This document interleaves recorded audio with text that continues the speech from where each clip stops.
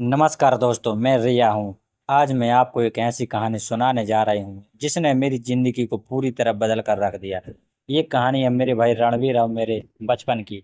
रणवीर मुझसे 3 साल बड़ा था और हम दोनों हमेशा साथ रहते थे। बचपन में वो थोड़ा अजीब था। उसे अक्सर रात में डरावने सपने आते थे। उन सपनों में वो अजीब जीवों को देखता था जो उसे डराते थे। एक दिन रणवीर ने मुझसे एक अजीब बात कही। उसने कहा कि उसे रात में एक घोड़ी दिखाई देती है जो उसे दूध पिलाती है। पहले तो मुझे उसकी बात पर हंसी आई, लेकिन जब उसने मुझे वो दूध दिखाया तो मेरे रोंगटे खड़े हो गए। वो दूध चमक रहा था और उसकी खुशबू अजीब थी। उस रात से रणवीर रोज रात को उस घोड़ी का दूध पीने लगा। वो कहता था कि वो दूध पीते ही उसे नींद आ जाती है और डरावने सपने नहीं आते।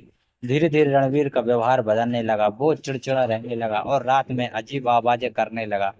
मुझे डर लगने लगा था, लेकिन रणवीर मेरा भाई था और मैं उससे दूर नहीं जा सकती थी। एक रात मैं सो रही थी जब रणवीर ने मुझे उठाया। उसने मुझे अपने साथ बिस्तर पर बुलाया और कहा कि वो मुझे भी उस घोड़ी का दूध पिलाना चाहता है। मैं डर गई और भागने लगी, लेकिन रणवीर ने मुझे पकड़ लिया। मैंने रणवीर को धक्का देकर छुड़ाया और भागकर कमरे से बाहर निकल गई। मैं डर के मारे रो रही थी। मैंने अपने माता पिता को सब कुछ बताया। उन्होंने रणवीर को डॉक्टर के पास ले जाने का फैसला किया। डॉक्टर ने रणवीर की जांच की और कहा कि उसे कोई मानसिक बीमारी नहीं है, लेकिन मुझे रणवीर पर यकीन नहीं हो रहा था। मुझे पता था कि वो ठीक नहीं है। उस रात मैंने रणवीर पर नजर रखने का फैसला किया।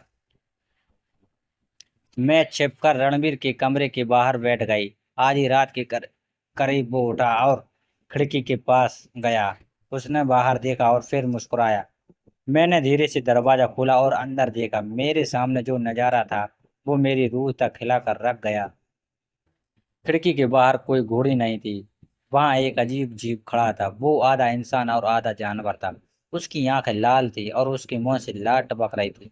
वो जीव रणवीर को देखकर मुस्कुरा रहा था और रणवीर भी उसे देखकर मुस्कुरा रहा था। मैं डर के मारे चिल्ला पड़ी। जैसे ही मेरी आवाज हुई, रणवीर और वो जीव मेरी तरफ घूम गए।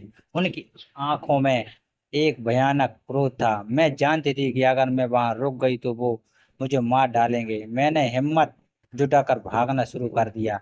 रणवीर और वो जीव मेरे पीछे दौड़ने लगे। मैंने घर से बाहर भागकर सड़क पर दौड़ना शुरू कर दिया। मैं पीछे मुड़कर नहीं देख रही थी, लेकिन मुझे पता था कि वो मेरे पीछे ही है। मैं थक चुकी थी और मेरी सांस फूल रही थी। मैं और नहीं दौड़ सकती थी। मैंने एक गली में भागकर छिपने का फैसला किया। मैंने दीवार के सहारे बैठकर अपनी सांसें नॉर्मल करने की कोशिश की। कुछ देर बाद मुझे लगा कि वो अब मेरे पीछे नहीं है। मैं धीरे धीरे उठी और घर की तरफ चलने लगी, लेकिन जैसे ही मैं मुड़ी मैंने रणवीर को अपने सामने खड़ा देखा। उसके हाथ में एक चाकू था और उसकी आंखों में एक भयानक क्रोध था। मैं डर के मारे चिल्ला पड़ी और भागने लगी। रणवीर मेरे पीछे दौड़ने लगा। मैं दौड़ते दौड़ते एक मंदिर के पास पहुंच गई। मैंने मंदिर में घुसकर दरवाजा बंद कर लिया। रणवीर ने दरवाजा तोड़ने की कोशिश की, लेकिन मैं अंदर से उसे रोक रही थी। मैंने मंदिर के अंदर बैठकर भगवान से प्रार्थना की कि वो मुझे बचा ले। कुछ देर बाद मुझे रणवीर की आवाज सुनाई देना बंद हो गई। मैंने धीरे धीरे दरवाजा खोला और बाहर देखा। रणवीर कहीं नहीं था। मैंने राहत की सांस ली और घर की तरफ चल पड़ी। लेकिन जैसे ही मैं घर के पास पहुंची, मैंने देखा कि मेरे माता पिता रो रहे हैं। उन्होंने मुझे बताया कि रणवीर लापता हो गया है। मैं चौंक गई। मुझे पता था कि रणवीर कहीं नहीं गया है।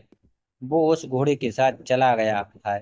रणवीर के जाने के बाद मेरी जिंदगी हमेशा के लिए बदल गई। मैं अब भी डर के मारे रातों को सो नहीं पाती हूँ। मुझे पता है कि रणवीर वापस आएगा और वो मुझे भी उस घोड़े के साथ ले जाएगा।